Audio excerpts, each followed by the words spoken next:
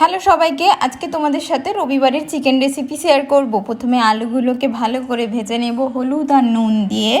আর তারপর আমার ছেলের জন্য কিছু আলু আর সবজি কেটে রেখেছিলাম, ওর আলাদা করে মাংস করব, তো সেই জন্য সেগুলো ভেজে নিলাম। তার মাঝখানে আমি ছেলের সাথেও খেলে নিচ্ছি কিন্তু। তারপরে দেখো এই যে এখানে টমেটো, পেঁয়াজ, আদা, রসুন বেটে নেব। আর এই কুচনো পেঁয়াজটা আমি তেলে ভেজে নেব। খুবই কম তেলে রান্না করছি, বেশি তেল নয়, কিন্তু খেতে কিন্তু দারুণই হবে।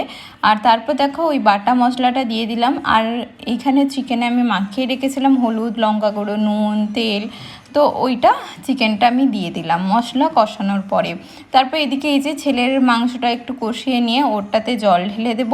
আর আমাদেরটা এখনও কড়াতেই কষাচ্ছি, ওরটা জল ঢেলে তারপর ঢাকনা লাগিয়ে সিটি দিয়ে দেবো যাতে মাংসটা নরম হয়ে যায়। আর আমাদেরটা এখানে লঙ্কার গুঁড়ো দিয়ে, কাঁচা লঙ্কা দিয়ে, হলুদ গুঁড়ো আর একটু দিয়ে আমি মাংস কষিয়ে ভালো করে জল ঢেলে দিলাম। মাংসটা কিন্তু ভালো করে কষাতে হবে তেল ছাড়া অবধি।